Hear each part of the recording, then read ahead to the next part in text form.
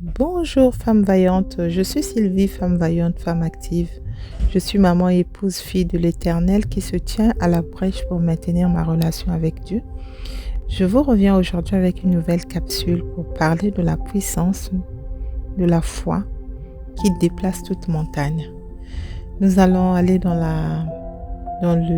les Écritures pour lire le livre de Luc 17, verset 6. Il est écrit, je lis la parole, et le Seigneur dit, si vous aviez de la foi comme un grain de sénévé, vous direz à ce sycomore, déracine-toi et plante-toi dans la mer, il vous obéirait. Je reprends la parole. Et le Seigneur dit, si vous aviez de la foi comme un grain de sénévé, vous diriez à ce sycomore, déracine-toi, plante-toi dans la mer et il vous obéirait. C'était une parole, une réponse que le Seigneur donnait aux apôtres qui demandaient à Dieu, au Seigneur, de leur augmenter la foi. Et le Seigneur leur a répondu, parce que quand on lit par exemple le verset 5, c'est les apôtres qui dirent au Seigneur, augmente-nous la foi.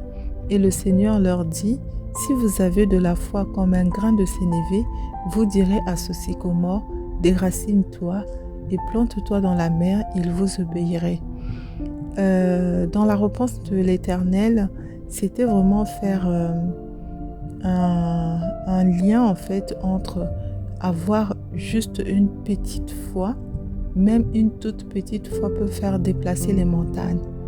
Combien la puissance d'un petit grain, le sénévé c'est un petit grain de moutarde, vraiment un tout petit grain minuscule qui peut faire déplacer un sycomore qui est un arbre géant, robuste, qui a des racines assez profondes, même quelquefois devant les tempêtes, elles ne bougent pas. C'est des arbres parfois qui sont centenaires, qui ont pris corps.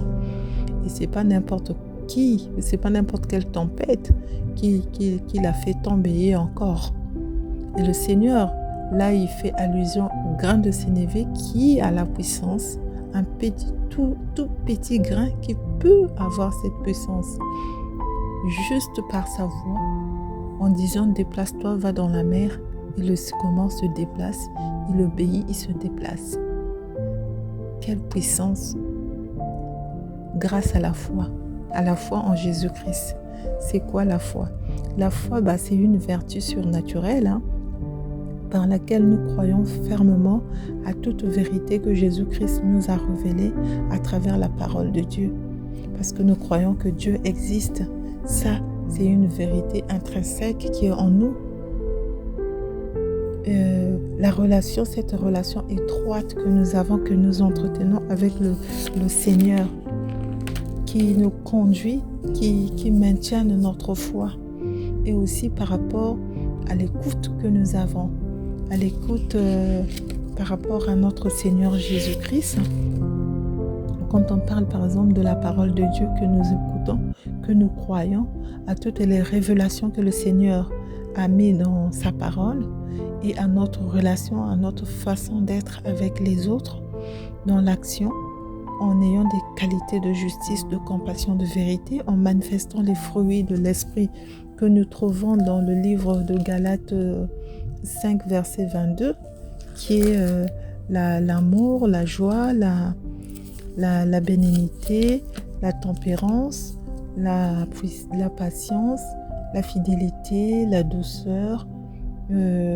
Quoi d'autre encore que j'ai pas cité? J'ai cité l'amour, la joie, la paix, la patience, la bonté, la bénignité, la fidélité, la douceur, la tempérance, en ayant aussi des qualités de justice, de compassion, de vérité, et aussi de toute forme de paroles qui sortent de notre bouche à travers la prière, la louange, l'adoration, la méditation, la lecture de la parole, l'étude biblique qui compte dans notre relation avec Dieu pour forger notre foi, pour développer notre croissance, notre maturité spirituelle. Et le Seigneur, il veut en fait nous pousser à réfléchir sur le fait que quand tu acceptes que Jésus-Christ est Seigneur et Sauveur dans ta vie, le fait de ne douter point, avec juste une toute petite foi, tu peux déplacer des montagnes. Les montagnes aujourd'hui peuvent être des difficultés que nous avons dans nos vies. Ça peut être des géants, des forteresses qui se sont levées dans ta vie, ou sur un projet, par exemple, tu n'arrives pas à réussir, ou tu n'arrives pas à concevoir parce que ça fait des années que tu cherches, tu es dans un mariage avec beaucoup de difficultés, mais tu n'arrives pas à faire tomber ce géant-là qui ne veut pas que tu rentres dans ta destinée, qui est un retardateur de destinée. Mais ta foi en Jésus-Christ, sans aucun doute, sans vraiment aucun doute, fait déplacer les montagnes. Et on a besoin de maintenir cette relation avec Dieu qui nous éclaire, parce que ça nous fait marcher avec lui en esprit pour augmenter notre foi. Si on n'est pas femme à esprit, comme je dis toujours, pour toi, femme vaillante, il faut que tu marches dans l'esprit de Dieu pour pouvoir atteindre ce niveau-là, pour pouvoir entrer dans ta destinée. La foi, elle est importante, car elle nous permet de faire confiance à Dieu, et Dieu nous invite à ce partenariat de marcher avec lui pour pouvoir nous donner des directions, pour pouvoir nous écouter à travers le Saint-Esprit, nous donner sa paix, nous permettre de débloquer des situations, nous permettre de commander aux forteresses qui se sont levées dans nos vies, de quitter et d'aller vers les terrains arides, de ne pas venir nous déranger, parce que nous sommes des enfants de Dieu et nous devons vivre dans la lumière. Nous ne devons pas vivre dans les blocages, nous ne devons pas vivre dans des difficultés particulières, comme dit la parole de Dieu pour confirmer cette foi dans le livre de Hébreux 11, verset 6, qui dit « Or, sans la foi, il est impossible de lui être agréable. Pour être agréable à Dieu, il faut que tu aies cette foi et que cette foi, elle soit ferme, elle soit grandissante à travers tes activités et ta manière d'être avec Dieu.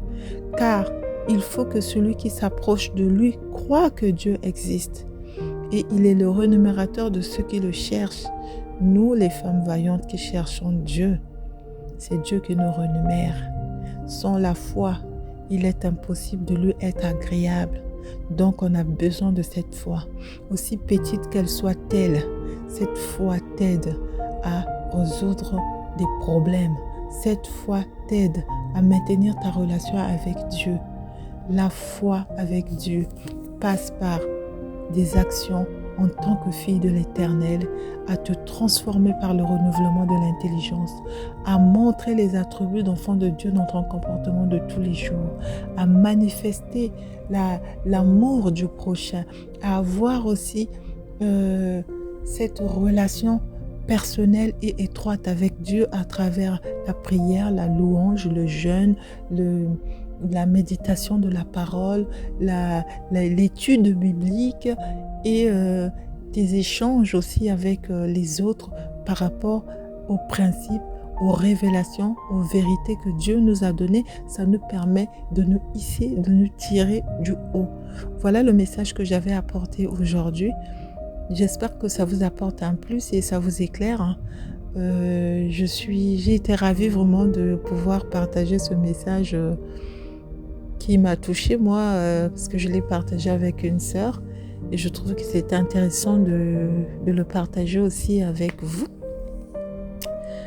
Voilà, j'espère que ça vous a béni. Je vous souhaite bonne journée, à très bientôt. Que la bénédiction de l'Éternel soit toujours votre partage et je vous dis à bientôt.